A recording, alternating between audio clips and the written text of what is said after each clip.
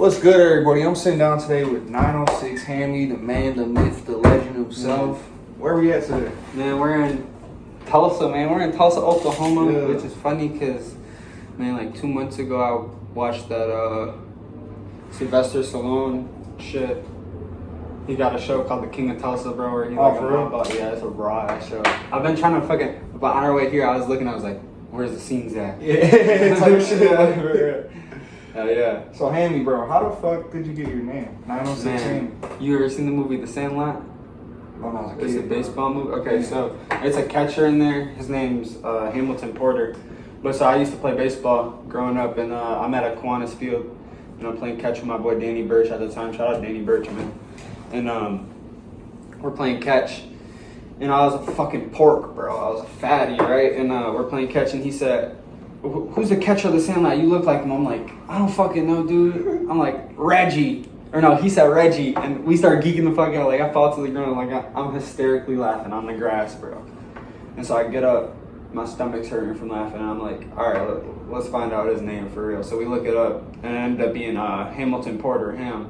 So at first it was like 906 Ham, but like, when you approach someone with the name Ham, you Tell know. me about 906 Hammy. I've heard about him. 906 Ham, what do you want to know about him? The music's different, man. The music's way different, man. So back then, man, I was fucking kind of how I'm living now, except with no goals or aspirations. Yeah, So I was like, I was getting money and I was blowing it. You know what I'm saying? Like, I was partying every weekend. I was still in school. I had like fucking, I would buy like hypebeast clothes and shit, like $90 Supreme t-shirts, fucking Yeezys, V-Lone, all that shit. Did you have a BB Simon belt? No. Me either. I had a bro. Gucci I belt. always wanted one of them. I had a Gucci belt. Yeah, I had a Gucci belt. But yeah, so I was just right, and I was doing different shit, you know, like I was hanging out with the wrong group of people, Just in the mix. running drills with BB guns and shit. Yeah. In the mix like a blender, you know, just being blended Just growing up. Yeah, man, for real. So, but yeah, that's how I got the name, and that's 906 Ham. So you said when you were 906 Ham, you were in school. Yeah. Are you in school now? No, I'm not in school. I haven't finished school yet. So I was just supposed to graduate this last year, but I turned 18 here the 28th. So Yeah. my first thing is license and GED. Yeah. So it's definitely an important thing. But like back then, like I wish, like every day, I wish that like I had the same mindset I did now. Like if I would have started grinding with the music how I was now 3 years ago, who knows where I would be. So you had to go through all that. Yeah, no. You know what I mean? What do you always say? You say pressure makes. Diamonds. Yeah, pressure makes diamonds. That's my response whenever someone says like, Oh, yeah. take it easy. I'm like, bro, I want all this, Yeah. all the smoke, all this pressure. Throw it. What's gonna come out of it? For real. Look what came out of it. Yeah, no, it's gonna show your true colors, and that's one thing. Cause like before, I remember, we can get into this, but like a time in my life where I was homeless, like that's when I really realized, like, damn, bro, like I'm okay, like it's do or die for real, like, cause I didn't have no family, survival. you know what I'm saying? So I didn't have no one to depend on. So being able to say I'm 14 and can't nobody fuck with me, like I'm living on my own. That's when I realized, like, okay, like I take game, but the day a motherfucker tries to give me game without respect, cut it. You know what I'm Gotta saying? have respect.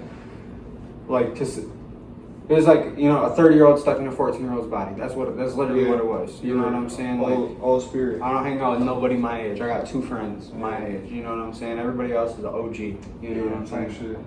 Because I like soaking game. I'm not gonna hang out with somebody who's just gonna sit on their phone the whole time. You never want to be the smartest person in the room. Never. And you never want to act like it either. Yeah. And just like you said earlier, like, I'm a sponge, man. Anything, you know. Sometimes it's better to just. So for real. So how'd you get into like making rap music?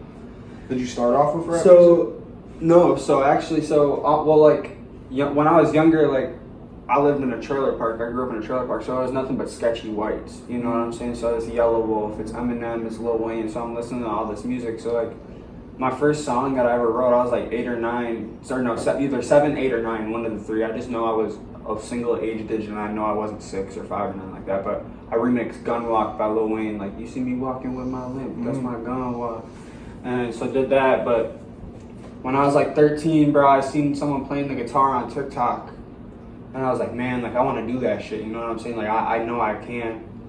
So I ordered a guitar off Amazon, and I was playing. Bro, I still got the account up on SoundCloud. I'll never tell nobody the name because this shit is so cringy. But Chat. I got 2 SoundCloud that songs on SoundCloud, bro. Of me, literally only Apple headphones, just me and my guitar, just playing on the guitar and singing songs that I wrote. That you wrote. Yeah, but it's funny now because now I sing good. Like when I write country songs, bro. Like when we were sitting there, like I was sitting there with my eyes closed, bro. You know, like vibing, just really feeling it. When you did it, where was I, bro?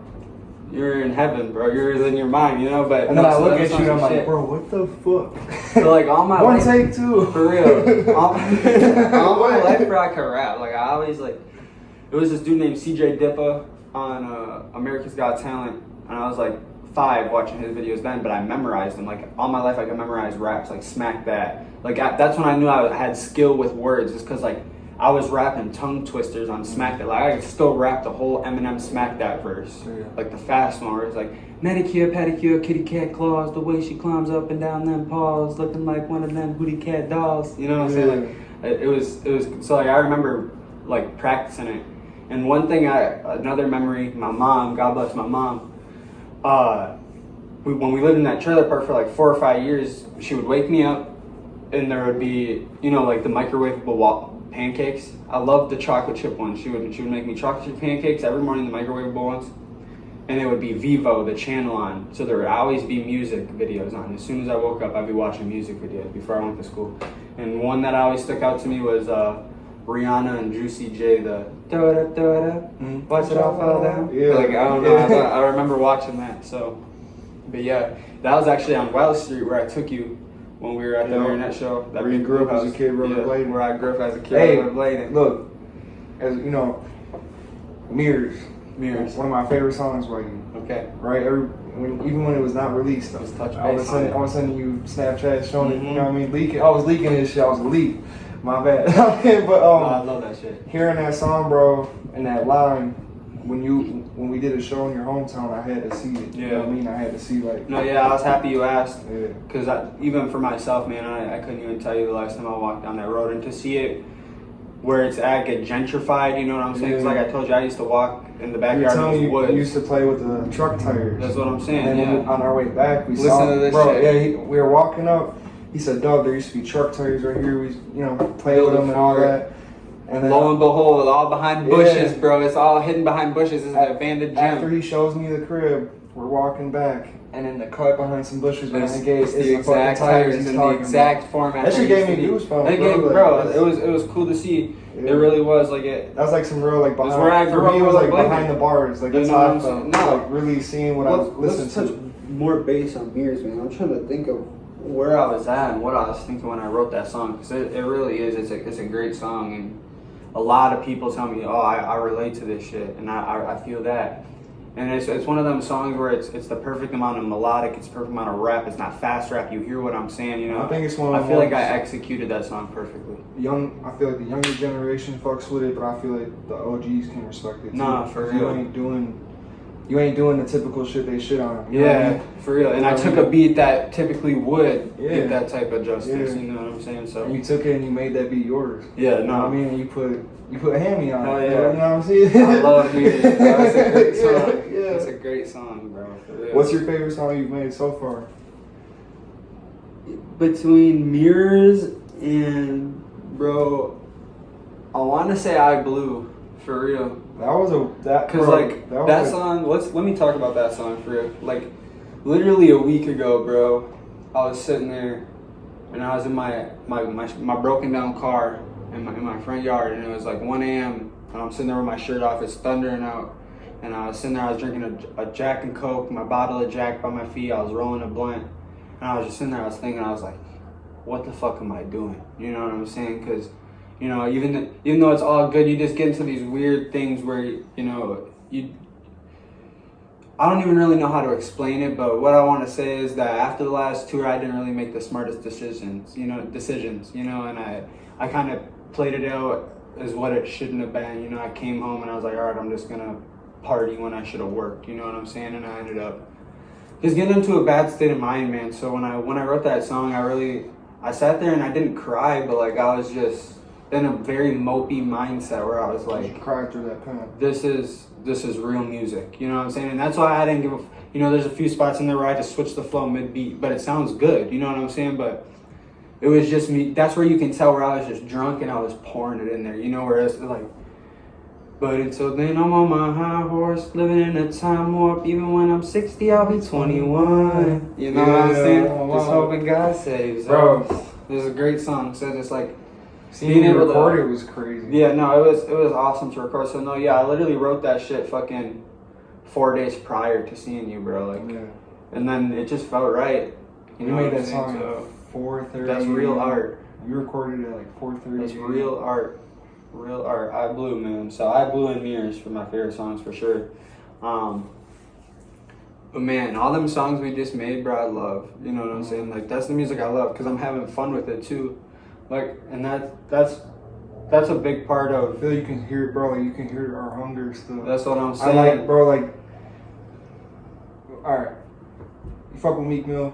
Yeah. Fuck with Meek Mill. I always see comments on Meek Mill, people saying the same song over and over again. I think Meek still sounds hungry. That's just like my personal opinion. Like when I hear like a Meek song, he still sounds hungry to me. See, they say that's a Polo G too. Like, they say call him everybody, Piano bro. G, but I mean Yeah. Polo G is still clocking 82 million views a week. Yeah. You know They say what it to I'm saying? everybody at some point. So I feel like when you're at that point, the Instagram comments can suck my dick from I the feel back. like an artist who pulled off different soundscapes pretty good was like Mac Miller, or like even like Tyler the Creator. He switched his shit 180 and started doing crazy shit. You know what I mean? For sure. Yeah, no. Who are some of like your influences with music? Influence in music. Let's say like mainstream artists. Mainstream artists, I'll give you 5. I want to go Jelly Roll, big one, you know. His first Jelly Roll song you heard, do you remember? Demons, Jelly Roll, Lil White. My dad put me onto that one, and I remember I heard it, and I was like, Butter put me on the Jelly Roll, bro, and I was like 8 with Lil White. Yeah. My favorite Jelly Roll song was Riding All Alone. That shit, that's yeah, Wheels Fall Off too. That's a banger. So Jelly Roll, Mac Miller for sure. One thing I still do a lot is I'll go back and I'll watch Mac Miller's tour vlogs from like 10, 11 years ago. Like tour vlogs, bro, they be giving me. We watching his Nardwuar interviews and shit. Oh yeah. Millie's, huge one, bro. I've watched countless Millie's podcasts. Me and him are the same people. That's one of my dad's favorite rappers. Me and him are the same people, bro. I swear to God. Mainstream artists that are inspirational. Millie's, we got, who else we put on there? Jelly, Mac, Lil White, for sure. And then I'm tied between either Yellow Wolf. I want to go Yellow Wolf, or I want to go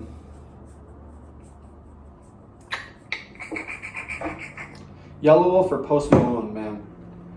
Post Malone, I feel like a big inspiration too, because you know he switched everywhere too. Yeah, I remember when he first came out. You know, I fucked with White Iverson and shit, but I didn't catch his artistry off that yet. Mm-hmm. And then once he dropped some project, I can't remember what it's called, but he had a song called like 40. It was like 40's got me funky. I popped him out like once. It's like such a diverse project. He had like Yachty, bro. This is like my like sophomore year. Awesome, like, and then that's when I fell in love with like Post Malone. Yeah. Like his shit's hard too. And he switched. He got Post Malone got range. Yeah. He got range. That's a good example. I'm gonna give you 5 local artists. Yeah. Or like. So real quick, I want to say this. It's going to be hard for me to say this because I do not fuck with local artists at all in our area. A lot of them are dick riders. They're fucking two-faced fucking weirdos, and most of them buy views. And I think that's funny as fuck because they'll sit there and say, I'm buying promo. No, you're not. You got 30,000 Spotify views when I YouTube you, your song got 27 views. Man, it ain't matching up. You look my name up on YouTube, you'll see 4,000. You look it up on Spotify, it'll be 7,000. You look it up on Apple Music, it's gonna be 2,000. You look it up on Tidal, it's gonna be 1,500. It's universal, bro. It's range. You don't get 30,000 views on Spotify and under 100 on YouTube. We know why you got the IG likes turned off. And when I click your IG followers and see nothing but Indian people, I know what you're doing. And porn accounts. and this is. A lot of y'all are going to be scared to do this. Go to Instagram, go to your followers, right above it, it's a mark like this with an exclamation in it, and it'll tell you under review followers. I bet 25 to 50% of your followers need to be removed because they're not fake, or because they're not real. Sorry, they're fake ass accounts. I found a couple of my friends in that list too. I was salty. You said what? I found a couple of my friends in that list. You can like remove it if they're not flagged or something. Fucked up. I think it's quit doing that shit. But no, my 5 favorite artists, locally that inspired me. I'm going Gerard, Young G So Crazy. You know, he not from there, but he went to high school there. So to see him be able to come from there, leave, and come back with, you know, his earnings, you know what I'm saying, and just be able to bless all these people. You know, he's starting a record label where he's signing artists. He's got a whole studio where Menominee ain't never seen none of that. You know what I'm saying? Shreds and Deems, Misfit Mafia, another big one. You know, they were some of the reasons that I started rapping, and that's Caesar Reddington put him in there too. My uncle, man, my uncle brother, I call him, because he's my he was my we were real close, but then he started seeing one of my family members, so now we might become family, which is cool. But no, big inspirations, all of them. Shreds and Deems, man, they're my big brothers, helping me out majorly. You know, I've gone there, clocked 6 hours of studio time, had them make me beats, record me studio time. We get drunk, smoke, whatever it is. And they don't ask me for a dime. They don't ask me for nothing. It's just a credit and let me be a part of your journey. You know what I'm saying? And if you do somehow make this journey through the yellow brick road, bring me with, and I'd be my pleasure to. You know what I'm saying? And then number 5, you know what I'm saying? Like, I've never seen someone push out as many records as you. I really haven't. I mean that, bro. Like, seeing you work, bro. Like, one time, bro, when you said 26 verses, like, it didn't make me depressed, but I was like, damn, bro, I gotta start working more. You know what I'm saying? Like, I didn't do 26 songs in the last 2 months. You know what I'm saying? I wrote them, but I didn't record them. And that's my downfall, bro. Like, I always sit there and write, but it's just hard for me to get in the studio because where I live, but I get hooked by this bug once in a while. Well, you seen it. When we were recording, neither of us wanted to stop. We literally collapsed. Hell yeah, no, literally. And what happened when we woke up? Right back to it. I don't think I even scratched my nuts or took a piss. So I think we woke up and went right back to it. Yeah, for real. So that's literally what it was, bro. Yeah. That's just the love. Talked for like 3 minutes. He said, "You trying to hear what we got from last night?" I said, "Fuck yeah, let's do it." And I think you cooked up like what 3 more an hour. And we had Hamy punching, bro. Yeah. My boy taught me how to punch, man. It was actually so fun, like sitting there and. Cause like I really got into the groove in it too, where like, I was hitting the bars and like me and you were looking at each other like, damn, bro, like did I just say that? You did that first bar. The Deno plan. You said something, bro. It was because I remember what you were writing and shit. But you freestyled the bar, and I looked at you, was like, "Is that freestyle?" Yeah, like, yeah. I was like, bro, phones off. Yeah, you're like we're punching the rest. I was like, all right, we got the time. Yeah, we put our phones on airplane mode and just locked. For real, bro. We were knocking out shit. Fast. No, bro, that was probably one of the most productive nights I had, where like we literally just sat there. I felt like we worked, bro. Nah, bro, I felt valid as fuck after that. A lot of studio sessions I work, and I felt like, really take a break. I felt refreshed after that night, like being able, like, ooh, okay. I wanted to keep going. What would you say is like your biggest accomplishment to date, music wise? What are you What are you proud of? And this is like weird for me to say, but like after all the shit I've done, like, and this is not a bad thing at all. I guess some people might look at it bad, but like, bro, to be honest, like, I didn't start thinking I was doing something good until like 2 months ago. You know what I'm saying? Like, I was like really battling in my head. Like, even after I did all this shit with Afterman, like I was battling in my head. Like, am I like running from the inevitable? Like, am I just running from reality? You know what I'm saying? Like, am I just chasing this dream to run from what I am? This shit makes you feel crazy sometimes. So, but I want to say my biggest accomplishment is being, you know, all my old classmates and what were supposed to be peers who just graduated, being able to just say, like, I left school in sophomore year, you know what I'm saying? Like, on my own, like, nobody in my corner but my ex-girlfriend.